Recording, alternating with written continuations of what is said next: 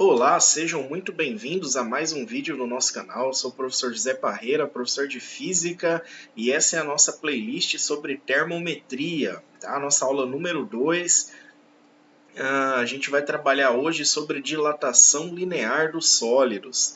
Tranquilo? Antes da gente ir para a nossa aula de número 2 e entender mais sobre dilatação linear dos sólidos, não se esqueça de curtir e compartilhar o nosso vídeo, se inscreva no nosso canal, ative o sininho para que você receba notificação sempre que tiver vídeo novo no canal, né? Compartilhe esse vídeo com seus amigos para que mais pessoas tenham acesso aos conteúdos. E vamos para a nossa aula de hoje, né? Olha só, nossa aula número 2, frente D, dilatação térmica, parte 1. Tá? Essa dilatação aqui, ela é uma dilatação linear, tudo bem? Para a gente entender mais como funciona a dilatação linear, vamos ali para o quadro. Então, olha só, a gente tem uma dilatação linear. Como que funciona a dilatação? Qual que é o conceito da dilatação térmica, da dilatação dos sólidos? Isso acontece porque os materiais eles são formados por partículas, tá? Então vamos dizer que eu tenho uma partícula aqui formando um material qualquer aqui, tá? Essa partícula está ligada a essa, que está ligada a essa e assim por diante. O que acontece? Ao receber calor, a gente sabe que calor é energia, tudo bem? Então, quando eu adiciono calor, quando eu adiciono energia térmica aqui para o meu material, o que vai acontecer com ele? Essas partículas aqui, ó, elas estão vibrando, tudo bem? Elas têm um grau de agitação, um nível de agitação, ó, nível de agitação térmica. Tá? O que é o nível de agitação térmica das partículas que compõem o material? É a temperatura. Lembra da nossa aula sobre temperatura? Então a gente viu ali que temperatura é equivalente ao nível de agitação térmica das partículas de ar que compõem a nossa atmosfera. Foi um exemplo, né? Então aqui, olha só, eu tenho aqui a temperatura desse meu material aqui é equivalente ao nível de agitação térmica das partículas que formam o meu material. Quando eu coloco energia, quando eu coloco calor nesse meu material, o que vai acontecer? Essas partículas elas vão aumentar o seu nível de agitação. Tranquilo?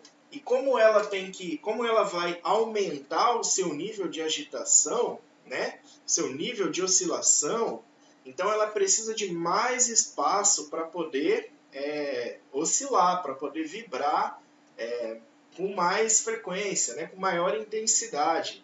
Então, o fato dela precisar de um espaço maior para poder oscilar, para poder ficar mais agitada, faz com que o meu sólido tenha que expandir.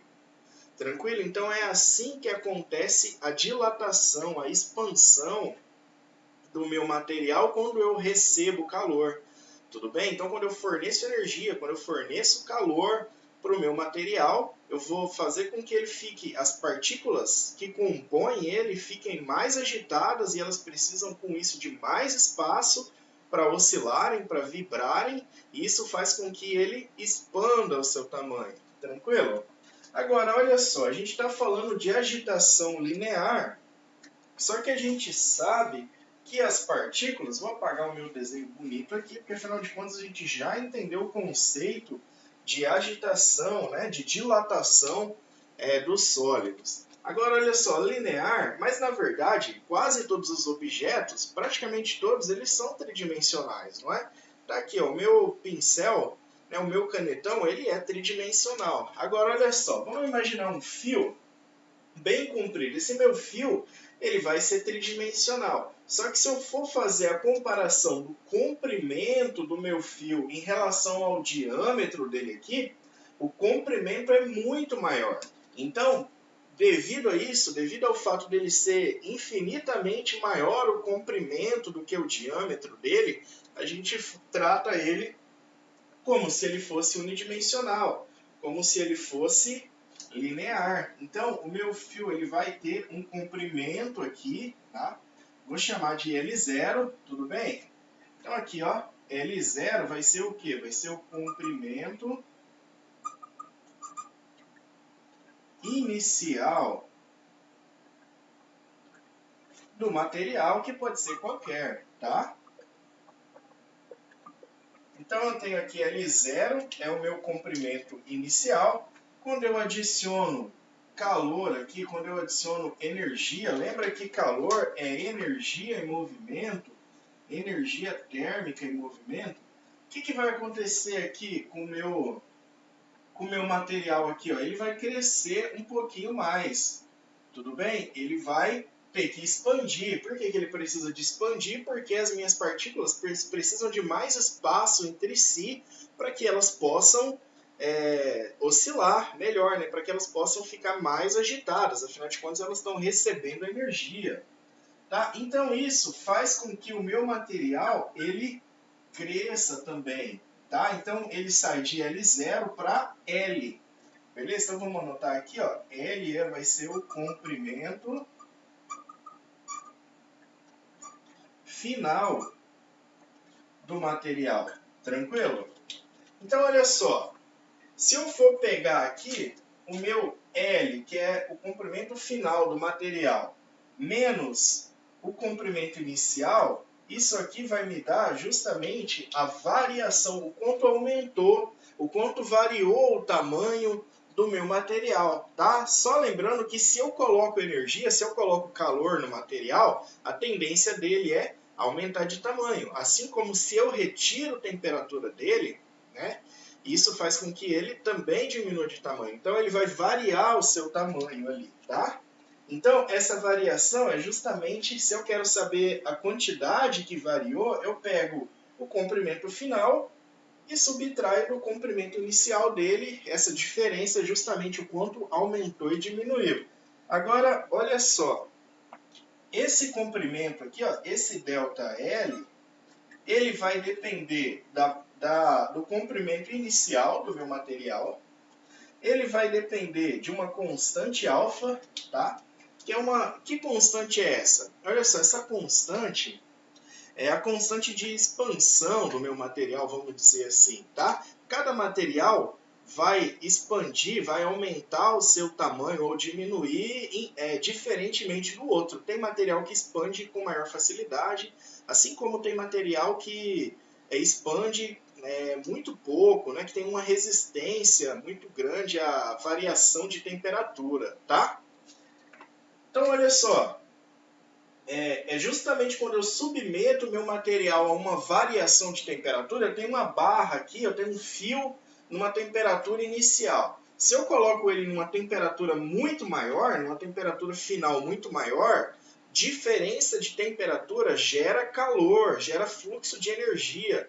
Então esse calor, essa energia vai fazer com que o meu objeto, que o meu material expanda ou se contraia ou diminua. Tranquilo? Então, olha só, a temperatura, a variação da temperatura, ela também tem que ser levada em consideração aqui, ó, para o cálculo da variação do comprimento do meu material, do quanto dilatou, né?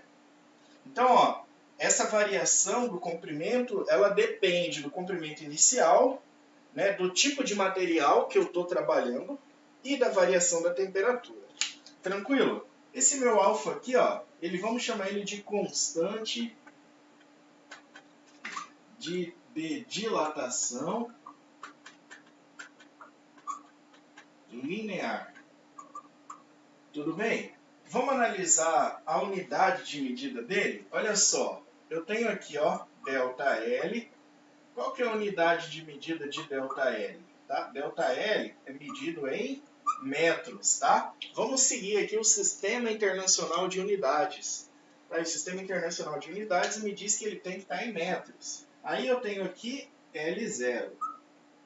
Qual que é a unidade de L0? É o metros também. Vezes o alfa, vezes a variação da temperatura. Então, olha só, A unidade de medida da minha temperatura é o grau Celsius, beleza? Pode ser o grau Kelvin também, não tem problema. Vamos usar aqui o mais comum, que é o grau Celsius. Então, olha só, eu tenho metro aqui e aqui eu tenho grau Celsius. Mas tudo isso aqui é igual a metros. Então, para que eu tenha metro de um lado, a unidade de medida do meu alfa tem que ser 1 sobre o grau Celsius. Porque daí eu cancelo esse grau Celsius aqui embaixo com esse aqui em cima e sobra só o metro.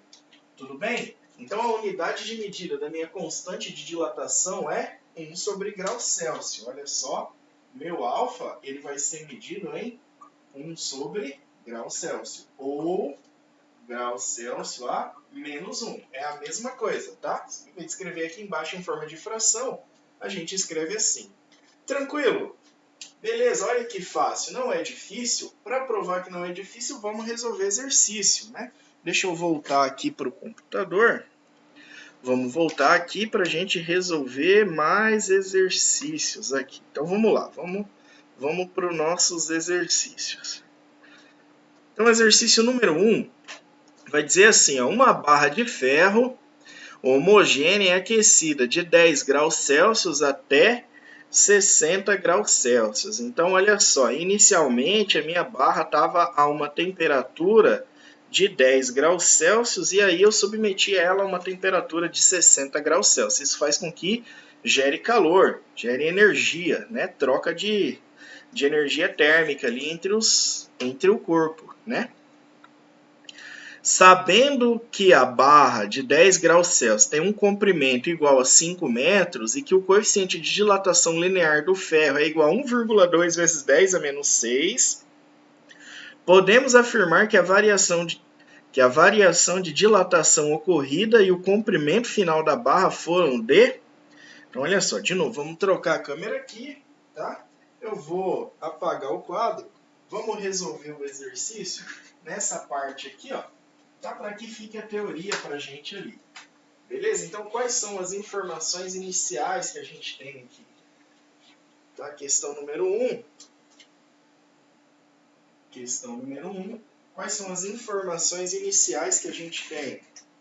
A gente tem, olha só, que o comprimento inicial da barra é de 5 metros, a temperatura inicial é de 10 graus Celsius, temperatura final vai ser de 60 graus Celsius e a constante de dilatação vai ser de 1,2 vezes 10 a menos 6 graus Celsius a menos 1. É isso?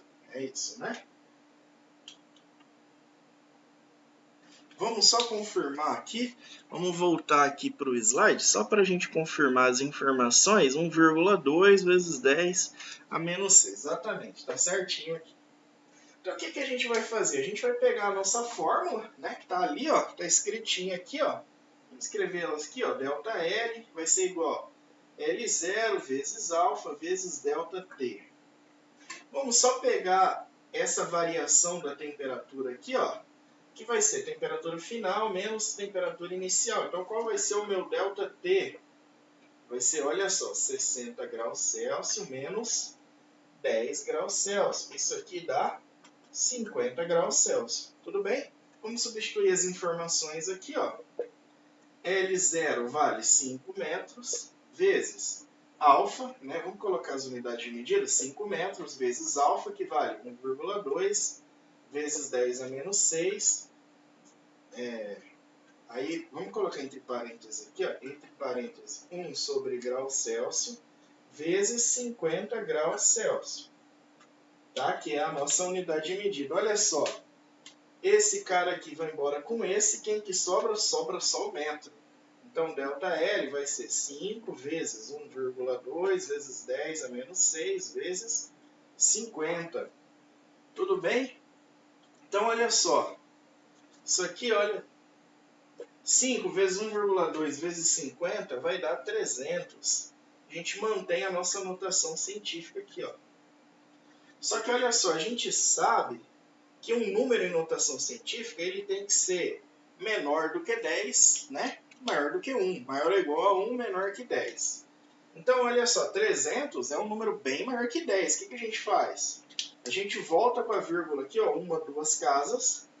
Então, ΔL vai ser 3,0 vezes 10. Como eu andei com a vírgula para a esquerda, eu somo dois números aqui, ó. Eu andei com a vírgula duas casas, eu somo 2 aqui, ó. Então, vai ficar, ó, menos 6 mais 2, menos 4 metros. Então, a variação ali da minha barra é de 3,0 vezes 10 a menos 4 metros, tá? Com isso, a gente já consegue resolver nossa questão. Olha só, nossa alternativa D aqui, ó, é a única que aparece a correta para o nosso ΔL. E o que é esse 5 aqui? Esse 5 é porque a minha barra recebeu energia, então ela aumentou de tamanho. Então, qual vai ser o tamanho final da minha barra? É os 5 metros inicial dela aqui, mais 0,003, né? Então, a gente vai ficar com 5,0003 metros. Esse é o tamanho final da barra. Perceba que ela dilatou, que ela aumentou, tá? 0,0003, mas dilatou, tudo bem? Vamos resolver mais um exercício? Bora para o exercício número 2? Olha o gabarito aí, ó. Tá? Letra D. Vamos para o exercício de número 2, tá? Deixa eu só puxar minha câmera para o lado aqui. Então vamos lá, ó. Marque nas opções abaixo qual grandeza não interfere na dilatação dos sólidos. Então vamos lá. Quais são as grandezas que interferem na dilatação dos sólidos? Tá, vamos voltar aqui. Então olha só. As grandezas que interferem na dilatação do sólido é o comprimento inicial, a constante que caracteriza o meu material e a temperatura, tudo bem? Então, de novo, ó, comprimento inicial, constante de dilatação que caracteriza o meu material e a temperatura, variação de temperatura, beleza? Vamos voltar aqui para o computador. Então, vamos lá.